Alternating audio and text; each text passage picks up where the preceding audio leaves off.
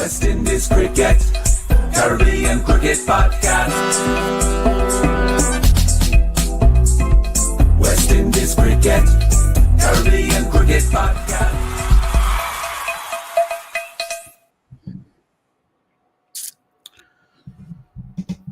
Oh, Bombaclat.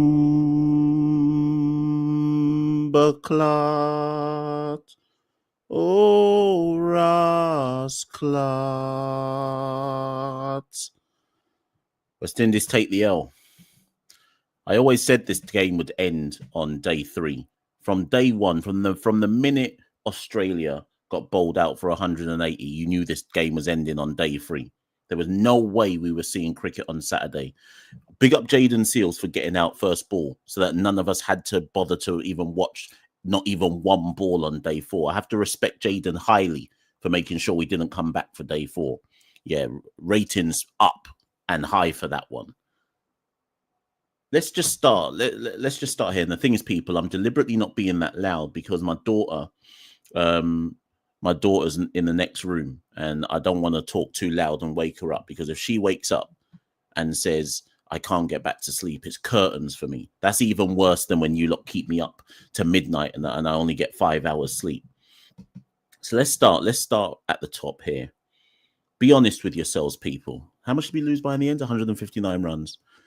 If you had been told before the start of the test match that West Indies would be even Stevens up until the start of day 3 and then lose by 159 runs, would you take it? Yes or no? Would you have taken that? I'll say it again. If you had been told before the test match started that it would be a 3-day test match. In fact, let me start again. Listen, don't answer. Let me start again. If you had been told before the test match started that West Indies would take 20 Australian wickets, the game would only last 3 days, would be even Stevens up until the end of day 2, and then lose by 159 runs, would you have taken that? Be honest with yourself. Be honest with yourself. And the thing is, the people who are going to say no, then consider the context of who the West Indies are. Okay? So Park Johns, where is he? Park Johns says no, he wouldn't have taken that. I'll say it again. If before the test match had started, you were told West Indies will take 20 wickets, there'll be even Stevens with Australia for 2/3 of the test match, then capitulate on the final day and lose by 159 runs, would you have taken that? And would that have been better than what you would have expected? I would have taken it. I would have taken it.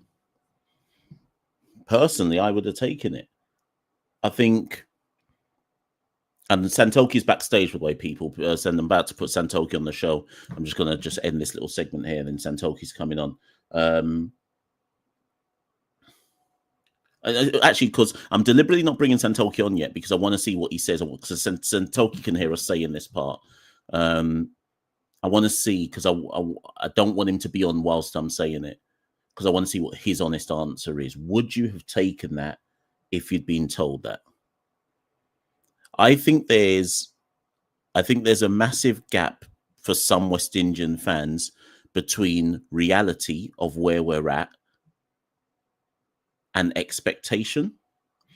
I think my understanding of reality and expectation is a lot closer than most West Indian fans. I wish I'd hold on 1 minute. Let's see if I can bring it up. 1 second, people. Let me show you something. Santoki, hold on. Let me just end this part here. I'm going to bring Santoki on at a big crescendo and throw him a hospital pass. That's why I'm not bringing him on yet. 1 second, people. Let me show you lot something. I hope he's on the show tonight. Let me bring it up. 1 second. I can't even put it on the screen, right? Who remembers? If you were here for yesterday's live show, tell me if you remember this. In yesterday's live show at the end of day 2, tell me, put in the comments if you remember this. I said Australia could declare now overnight and they could beat us.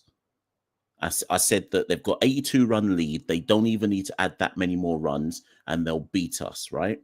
And a guy called Z said the following at 6:24 p.m., which must be his time, right? He said, Mash, you are such a pessimist. You have no faith in your own team at all. Claiming Australia can defend 82 against West Indies is a really arse take, even from you. So I'm watching today going, okay, something for one, something for two, something for three, then four, then 5, 61 for 6, 72 for 7. And I'm watching and I'm going, I told you lot. Santoki and I don't say stuff just to say stuff. We've been watching this team for decades. If I say to you, I'm not saying it for clickbait. If I say to you, Australia can declare now and win, I'm not saying it for clickbait. It's because I know what we are. And this is why I'm saying to you, like, I think some of you, the gap between reality and expectation is too wide. I went into today going, we're definitely going to lose today, and Australia could win this now, right? It's only because Shamar Joseph played that test innings like it was his last test match for a long time. Pause. It's only because he played that innings. It's only because he played that innings that we even got past 100, right? We were all set to lose. We were all set to get bowled down. We were all set to get bowled down under 100. Let me bring Santoki on.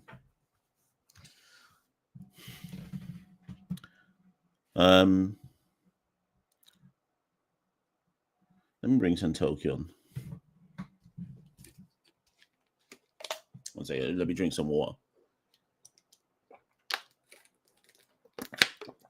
Ah, boy.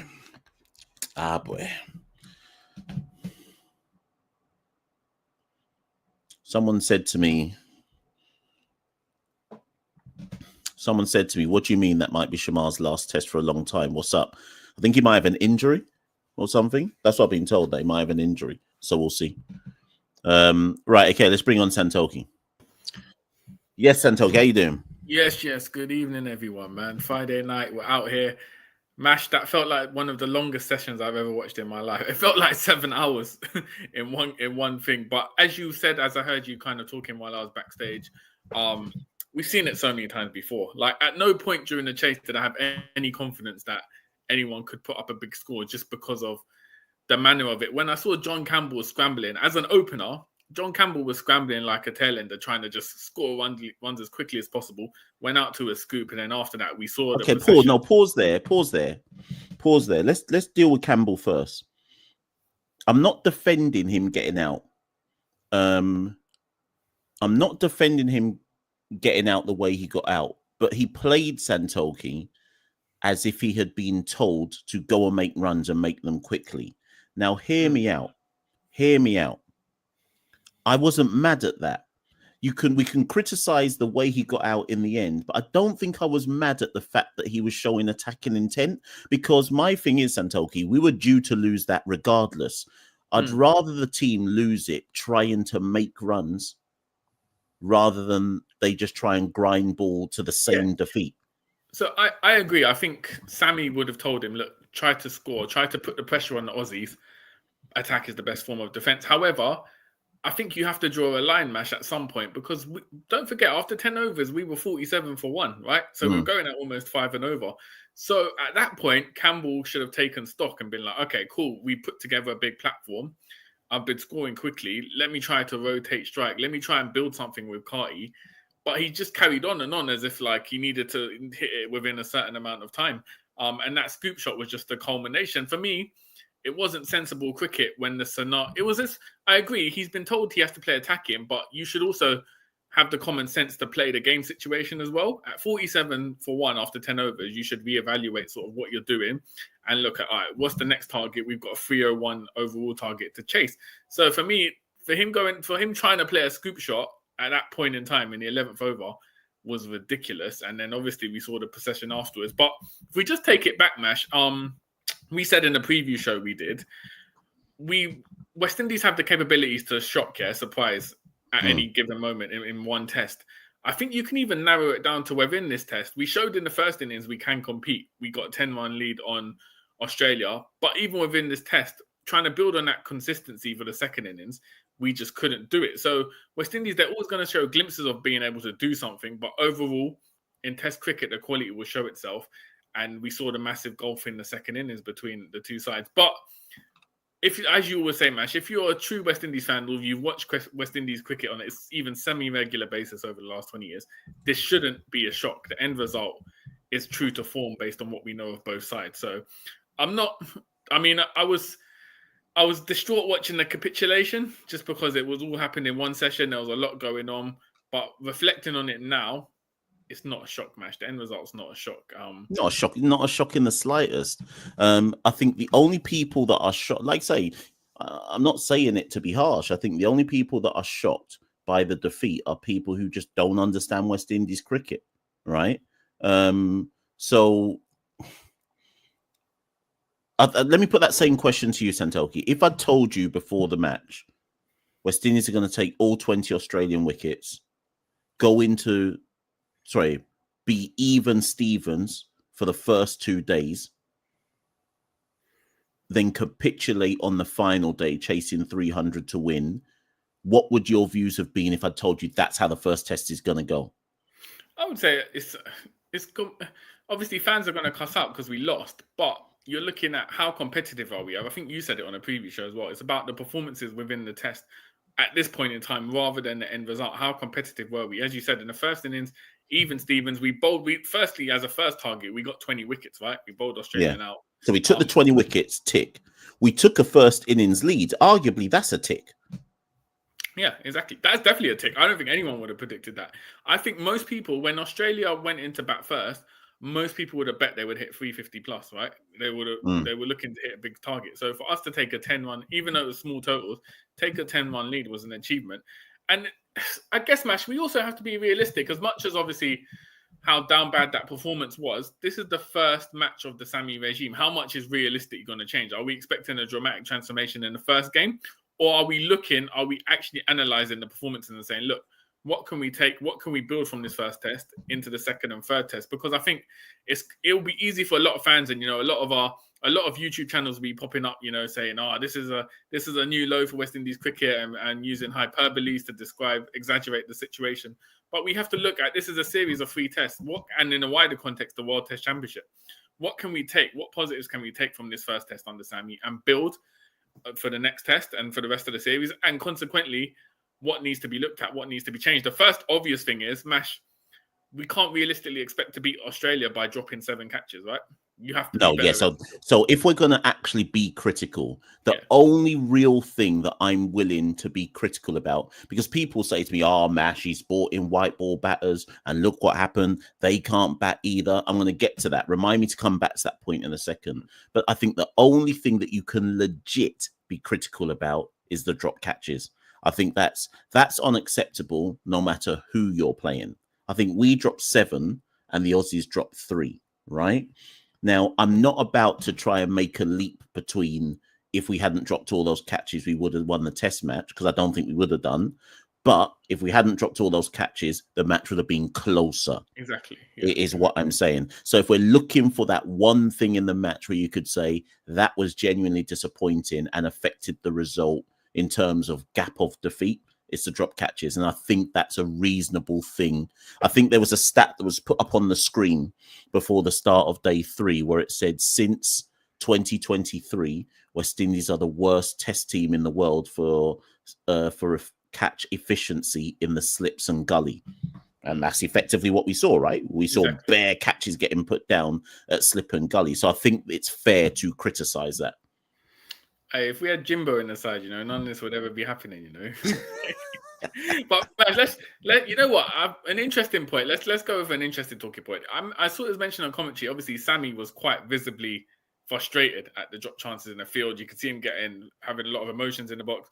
Commentary was sort of suggesting that as a head coach, you shouldn't do that because it's not going to inspire the team, and it's not really what a head coach should do. What was your take on sort of that aspect of it in terms of Sami's first game as a head coach of the test side? Do you think that was acceptable, that was justified, or do you think that you agree with commentary? I think you're damned if you do, damned if you don't, right? Yeah. So let's say he doesn't react and the camera pans in on him and Bear catches again, put down, and he's just sitting there stoically watching it all.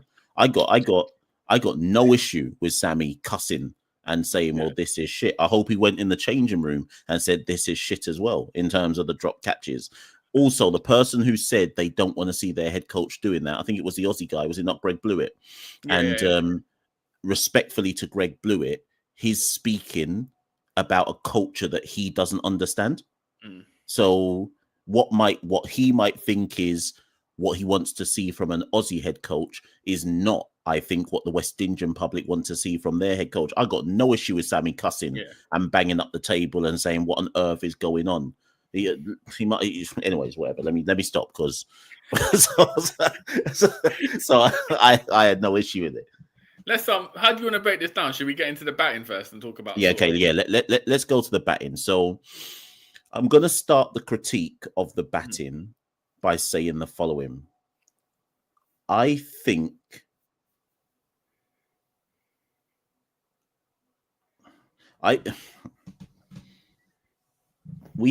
this goes back to that Pollard comment from 2021 when Pollard said I think he said we have a batting endemic in the Caribbean, right? And we're caught between a rock and a hard place in the Caribbean in terms of the myriad of views that people seem to have on the batting in the Caribbean. You have a subsection of our fan base who want to say, only call up guys who score heavily in our domestic cricket. They should be the ones in the test team. You have another subsection of people who say we shouldn't call anybody who exclusively plays white ball cricket into our test team. You have on another subsection who say it's good that Sammy's called some of these guys like King and Chase and Holt back into the test team, right? And I guess my point I'm trying to make from it, Santoki, is whichever camp you're in, the batting is still the batting. But in this particular context, we played on a pitch where even Australia struggled, right? And that's the context for me. We played on a pitch where even Australia struggled to bat, right? It was up and down. I think the one that got Hope in the second innings today barely got off the ground, right? So it was up and down, uneven bounce, etc. We all accept that Australia are a champion side. Whether this is one of the weaker iterations of Australia, we all accept surely that Australia are a significantly better side than us, home or away, right?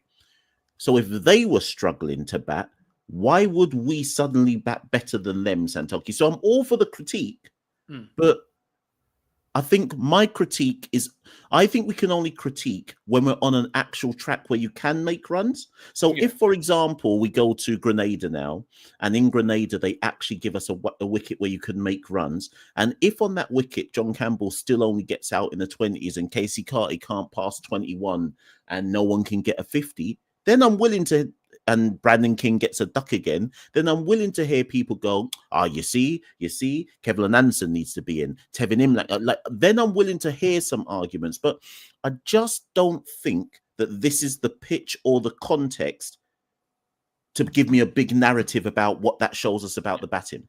Yeah, I read online that there were already discussions that the ICC would rate this pitch as not good when they do their review of it because of how it played. And I agree what you said. If you look at the majority of batters that did put up runs for Australia, for instance, Carey, Travis Head, they essentially had to play counter-attacking cricket, right? Like Alex Carey was going at 65 or 72, just swinging for it because that was the only way. And we saw Shamar Joseph do that in the second inning. So in terms of a pitch where you could play in an orthodox style and bat that way, it was very difficult. As you said, the bounce on the pitch, it was very difficult for both batters. So in that regard, as you said, Mash, knowing what we know about the frailties of the West Indian batting lineup, when you add it to that pitch as well, it's always going to be hard for these batters. And then when you factor in, we've got Chase, Hope, King coming in as well to that sort of environment and making it into Test cricket.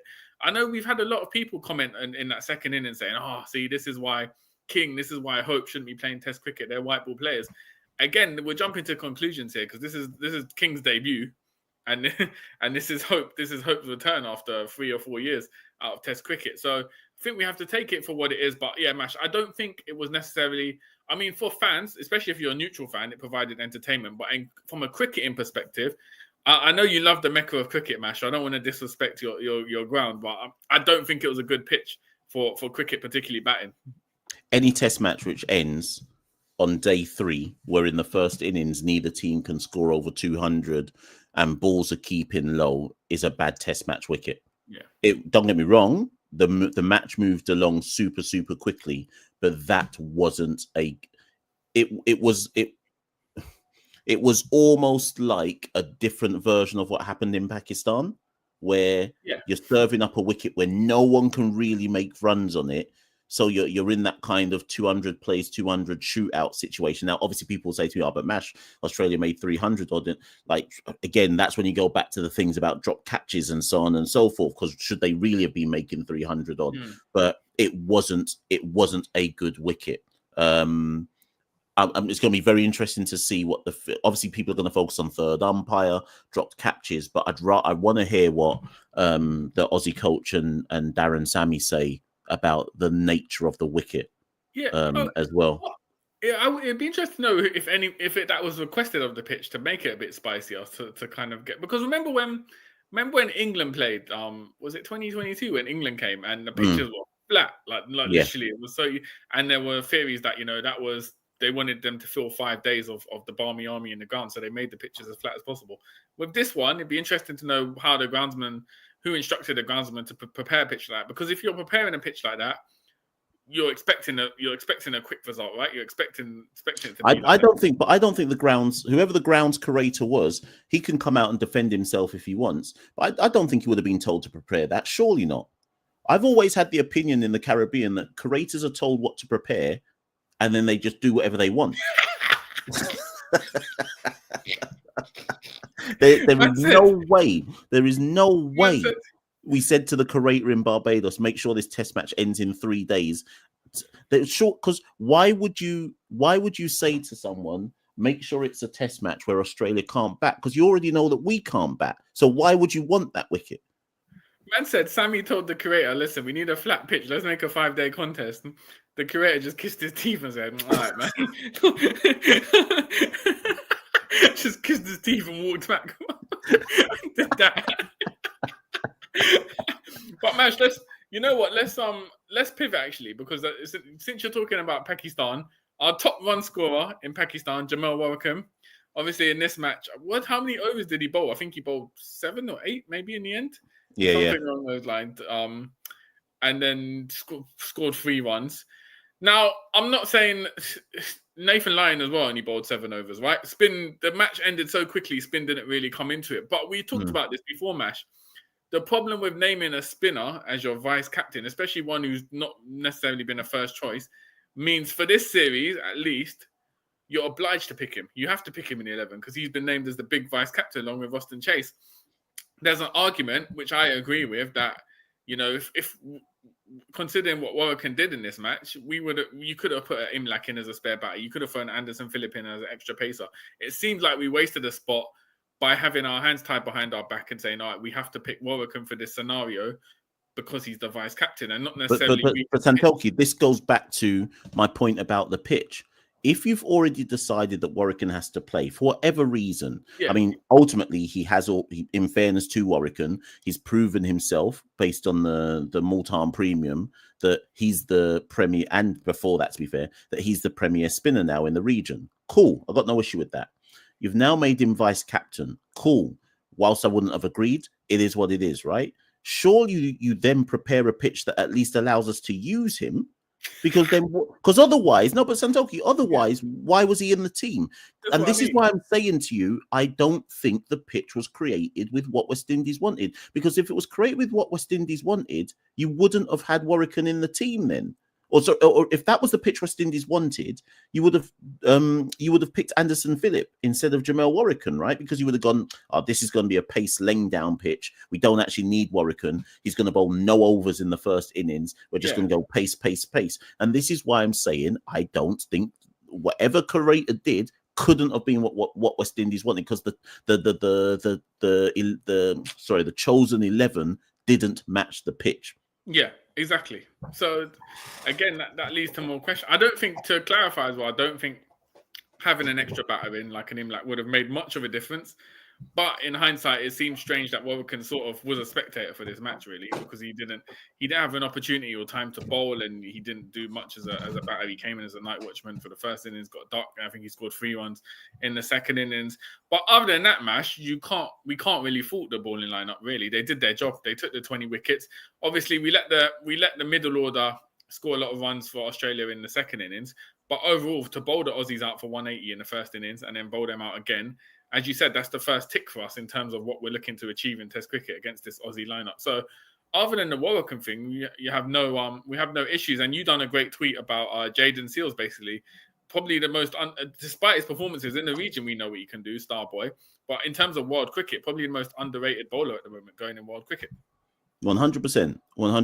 I'm going to say the numbers again. It's probably gone up a bit after this innings, or after the match now. But certainly at the start, when he took the wicket yesterday, 81 wickets. Sorry, he's 22 years old.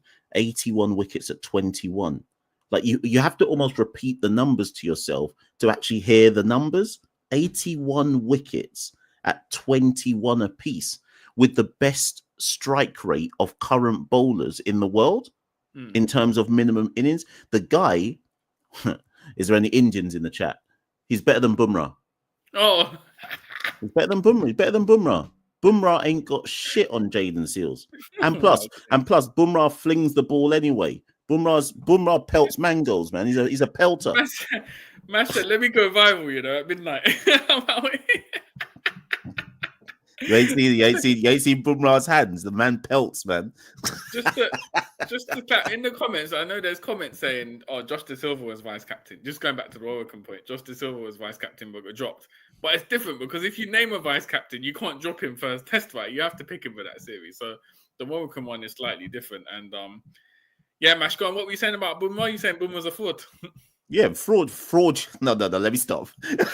Let me stop, because if I continue, the gorilla emojis are coming. So let me just stop. But there's been some comments that have been coming along as you and I have been talking. So let me go on and get some of them. So Hustle Diary said, "Context matters, Mash. You cannot win a game like that by attacking." And then he followed it up by saying, "We had 2 days to win it. Grind ball would have worked better." Thoughts, Santoki? You can't play grind ball on that pitch. Like it wouldn't be possible. You'd have to.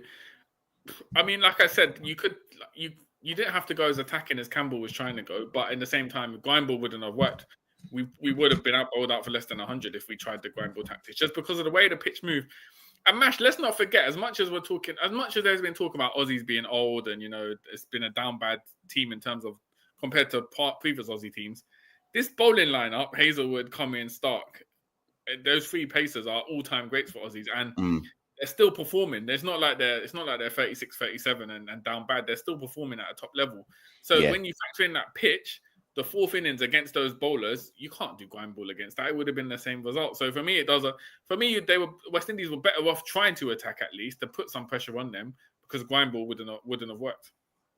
What do you think? Raku, yeah, no, completely agree. Grime. This is what I'm saying. Do you know what I'm slightly disappointed about? And then, in fairness, Graves did it at the end. I just wonder. I need to go back and look at the dismissals. Obviously, King went first ball. I didn't actually see Carty's dismissal. I think he was on the back foot and got pinned LBW or something. But he got bold, I think. My only issue was that when Campbell got dismissed for the scoop shot, I guess in my head I was like, listen, we're going to lose anyway. Everyone just play your natural game, because the wicket's coming regardless, right? And obviously King went first ball, so you can't play a natural game when you've gone first ball. Chase went pretty quickly. Graves did play a natural game and just say, well, you know what? There's no point hanging around here. You've got to try lick some boundaries. And I just wonder if Campbell's dismissal made them go back in their shells a bit. Yes, it was a ridiculous dismissal, but they almost were better served just trying to chase it like it was a one-day game. Fabio, I know Campbell's Jamaican, but do you know how bossy you have to be up against Hazelwood and Cummins and try a scoop shot at opening in a big chase? But you know what? Do you know what makes that shot even more ridiculous? Campbell played that shot like he's one of the best T20 players in the world. That's what I'm saying. These times, Campbell don't even play in CPL. Matt's trying a scoop.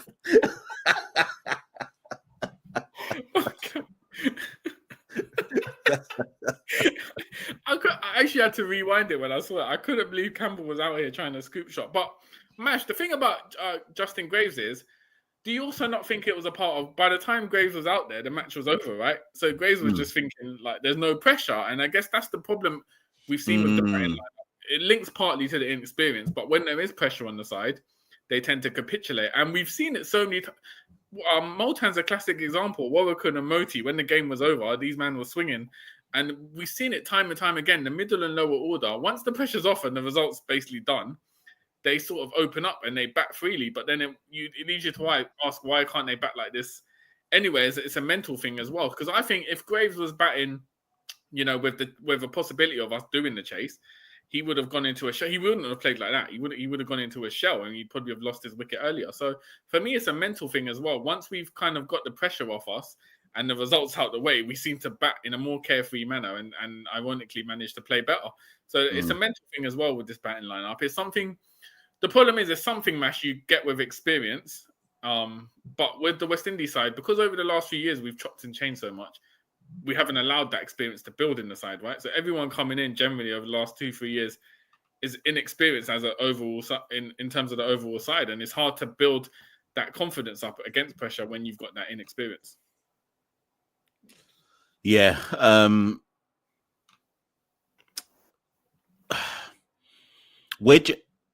Okay, let me address it. For the people that are saying, in fact, I think one of the comments said it. Let me see if I can find it. Did I? Here we go. Here's one of them, for example. So J.E. says, as much as I like Carty and King, drop them for Imlach and De Silva. That's it. King out after one test, De Silva at 4, Imlach at 7, and make Hope just bat. Now, that comment, you can dissect that comment if you want, but I think that comment is a wider commentary on what some West Indian fans feel about this team. Do you think, Santolhi, that Sammy, because some people are going to say this isn't, I just want to say I don't believe this, but some people are going to say it. Do you think Sammy would have been better served sticking with those who had the Multan premium and the last kind of bits of the Gabba premium and building his side around the likes of Hodge and Athanase and Louis and all of that lot? Because that's the narrative that's going to build up, right? People are going to be like, "Oh, you've brought back all these 30-year-olds. Brandon King's 30, Hope's 32, Chase is 33.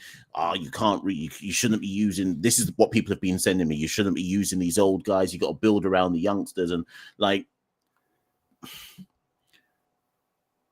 where do you stand on it, Santolhi? Like what's your views on all of that? I think Sammy had to make his own imprint on the side. And it was clear we needed a change of results here based on I know we got the Multan premium at the end, but overall, in terms of what we done under Andre Kohli, we needed a change. So Sammy seemed fit to change players. I have no issues with Athanase or Hodge coming out the side because they were given a run. And unfortunately, this is a results-driven sort of business or sport. So they weren't producing, right? And for me, the one thing I do feel he kind of was treating harshly was Tevin Imlach, because I think he showed with his glove work, particularly in Pakistan, how good he was. Batting as well, he showed his capabilities. But I just think there was a case where Shea Hope said he was available, and Sammy would have known in the back of his head, if I say no to Hope, like that could be him done with Test cricket. And Sammy's seen what Hope can do in white ball cricket. And so the allure was too much. So I think Imlach's basically been sacrificed for the potential of Hope. But, Hope scored 48 in the first innings. So he might be able to live up to that potential. But I just think under normal circumstances, Imlach would have kept his place based on form. He only played 2 tests, right? And he widely credited with his glove work in Pakistan. So I don't think that Imlach was worthy of a drop. I just think the option of Hope coming in as a wicketkeeper and his higher ceiling as a batter meant that Sammy couldn't resist the temptation. I think to call for Brandon King to get dropped after one test is ridiculous. He scored 44 in the first innings. No, 26. Was it 26? Chase got 44. Oh, yeah. We might have to drop Brandon King, you know. No, I'm just kidding. I think Brandon King is someone who you can't expect a man to come in, especially when he's not been playing much red ball cricket over the last 2-3 years, to come in and immediately. Some players can do it, but he's not going to come in and score a century in his first test. Brandon King needs time to settle in that middle order. So I have no massive issues, Mash, because it's not as if we were a successful team that's been broken up. We needed that change. And I think Sammy, realistically, is here looking at the head coach position as I'm going to do it for 2 years and then step off for this World Test cycle. So you've got no time for sentiment, right? It's not as if you can say, I'm going to stick with these guys and build a team long term. Sammy's looking at, all right, cool. My objective, as much as many people won't believe it, is to qualify for the World Test Championship final. That would be his objective in his head. What's the side that would give me the best chance of doing this, right? So he's gone with that side. So, I mean, we have to see how results play out, basically. But here's the problem. I think a lot of the West Indian public, maybe it's an exaggeration to say a lot. I think there are elements of the West Indian public that have no patience. So they were always going to look at this performance, not look at context at all in terms of the wider performance in the test match of both sides, and say, right, if King doesn't make 50, he's no good. If Hope don't make 50, no good. If none of them make 50, Sammy's shit, right? And I think that's going to happen for every single test match in this series. People are going to come back to the same argument again and again and again and again. And I think you and I will be fighting a losing battle if we try to show nuance and say, yeah, but we're actually going to have to give them a run before we make any kind of conclusions about whether they're good or whether they're not good. Check this out, Santoki. This is something that I've said on episodes before, but I think I'm now convinced this is something that we need to do. Check this out. I don't think we should allow anyone over the age of 60 to have any say on West Indies cricket ever again. I think they're the problem. Even the one little comment in the media. No. I think they shouldn't be allowed to comment on this show. I don't think they should be allowed to be on TV. I don't think they should be allowed to. I think none of them have anything to offer West Indies cricket going forward.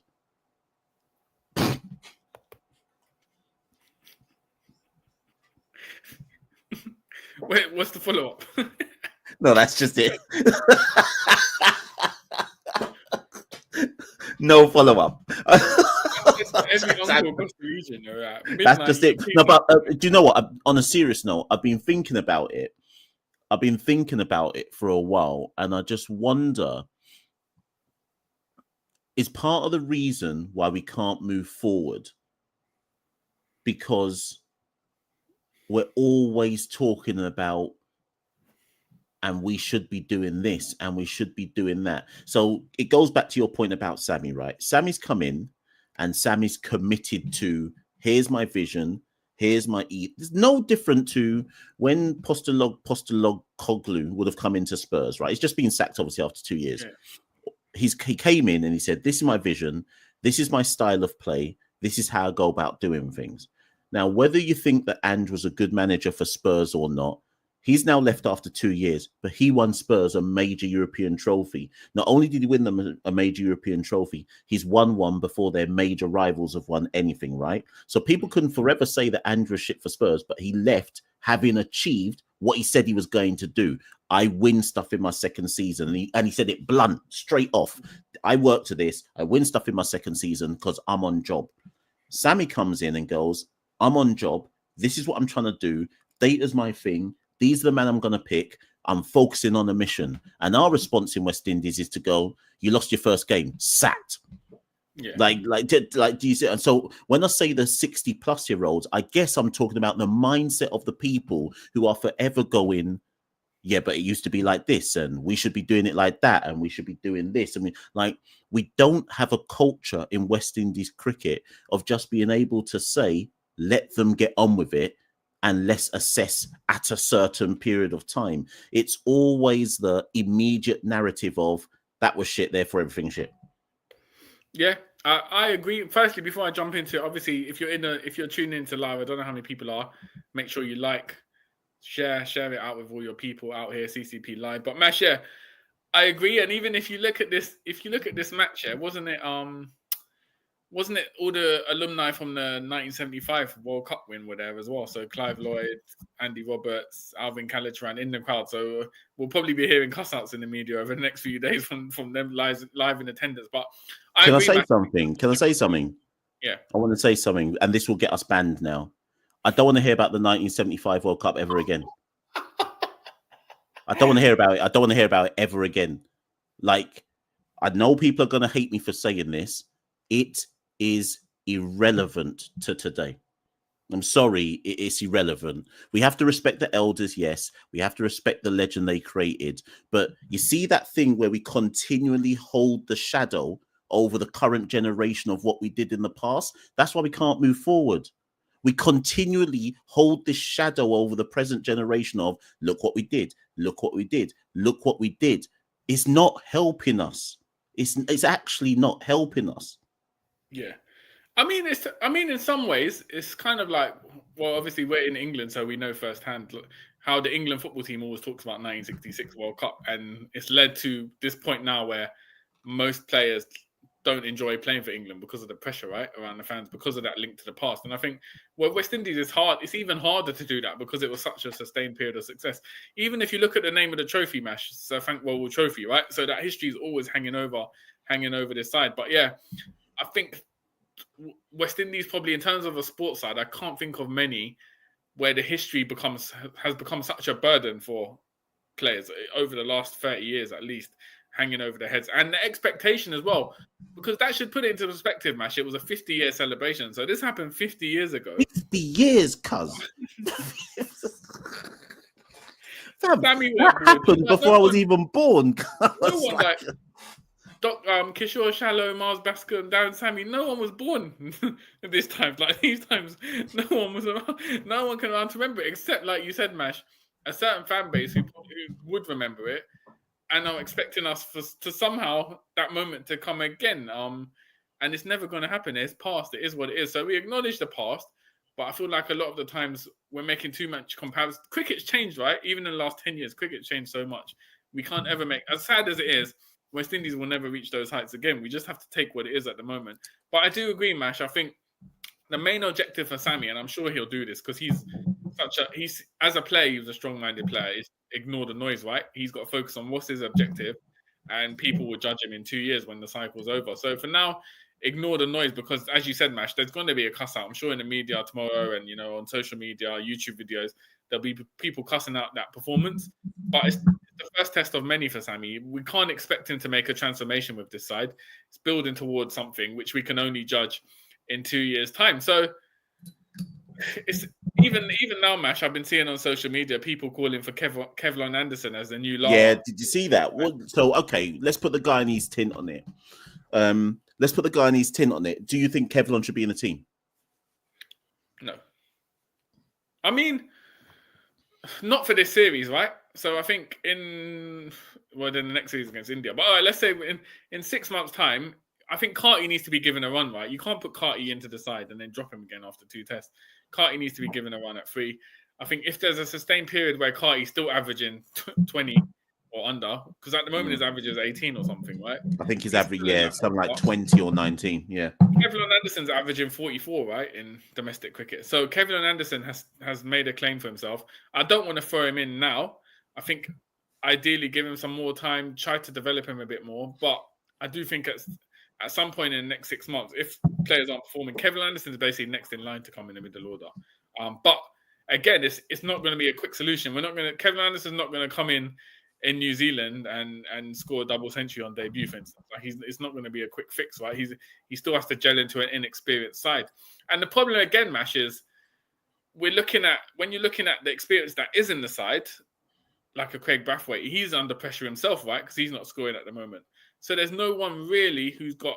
I know Hope and King are in their 30s, but in terms of test match experience in the last 2-3 years, there's no one really who can guide anyone new coming into the side. Every man is coming in and having to learn themselves, like DIY. What do I need to do to try and score runs? Yeah, which is a wider problem in the team.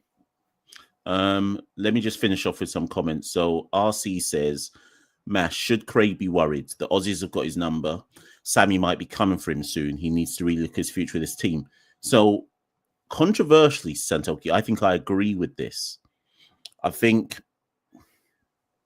whilst I still maintain that we aren't blessed with openers in the region, and if Craig was ever to get dropped, you're basically saying that your openers are John Campbell and Machel Louis. But I can see a situation. This is just my gut instinct. My gut instinct is that Sammy wants to play a certain brand of cricket. Craig can only survive with the way that he plays if he's making runs. If he can't make runs the way that he naturally plays his cricket, I see Sammy dropping him, at the end of this series. Yeah, I think when they would have had their team talk at the interval ahead of the chase, the team talk would have been, all right, Craig's going to be the anchor. He's going to score slowly, but everyone else bats around him, right? But then Craig went in the first over. So Craig's under a lot of pressure. As you said, he doesn't suit the Sammy style of play from what we know. And he only justifies his spot in the squad by scoring runs. He's an exclusively red ball player. So his currency is runs, yeah. He has to score runs. He's the most experienced player. His 100th test is coming up in the second test. He'll probably be the last West Indian to reach 100 tests. That shows you his experience, right? So he needs to score runs. And his spot is under pressure because, Mash, if we go to India and he doesn't score, and then if we go to New Zealand, if he goes to India and doesn't score, he might get dropped from the side, right? And he's at an age now where if you get dropped, it's going to be very hard to make your way back into the team because he'll be coming up to, I think he's 33, coming to 33. So it's very hard for him. He's in a precarious position. And I think the unusual thing is, Mash, this is probably the first time since he made his debut in 2011, and I think he got dropped for a period. The first time really in the last 12 years Brathwaite's been under any sort of pressure in the side in terms of his place being questioned. And it's something he's going to have to deal with and make some adjustments to his game. Hold on. Boom was coming for man already, Hold on a minute. Right, okay. Sorry, I was just looking at something. Sorry. Final comments. So Cricket XI, super chat. Thank you for the super chat. Says, before this match, I'd have taken this. After the start, it's hard. I don't know if he means I don't know what he means by after the start, but either way, thank you for the way we started against bowling. Oh, okay, yeah. And then Jay Luke with the super chat as well. Actually says nothing, but just does a super chat. So thank you very much for that, Jay Luke. And then the final few comments. Sean says, why does the curator need to defend himself? This was a good pitch for Test cricket. I'm not sure about that. Yeah. I'm not. It depends what you mean by good pitch. I don't think it was a good pitch. Unless you mean it's a good pitch because it was exciting, then okay, fair enough. But if you mean it was a good pitch where there was an equal contest between bat and ball, then no, I don't think it was a good pitch in that regard. And then Norman Ferguson says, Mash, have you ever played cricket at all? So I presume this is the kind of classic sports fan who's like, because you didn't play the game at the highest level, how dare you comment on it? I presume Norman's over the age of 60, so I can't take him seriously. So whatever. I'm not hearing it no more. I think people that come to cuss us up is mad because you actually have to join into the live stream and then actually go out your way to make a comment in the thing and take a lot of time out. But obviously, like you said on the last live Mash, there's other YouTube channels who have their own lane and do their own style of cricket. So do their own style of cricket analysis. CCP, we always keep it real. We always keep it honest. It wasn't a good pitch for cricket. As I said at the top of the show, if you're neutral or if you wanted excitement, fast wickets, it was exciting for you. But in terms of a cricketing contest, the fact that both teams struggled to get any sort of rhythm with bat to ball tells us it was not a great pitch for cricket. And like you said, test matches shouldn't normally be ending in just under 3 days. So it wasn't a good pitch, but we'll wait to see what the ICC ruled it to be. As I said, there were rumours that they were going to give it a not good rating, the Mecca of cricket. So Mash, we move on, a fast turnaround. I think the next test is on Thursday, right? So I'm sure we'll do a video before then looking at, whether we think there should be any changes, what West Indies need to do. But at the end of the day, I know obviously we bowled Australia out for 180, so it was a strong start and we capitulated.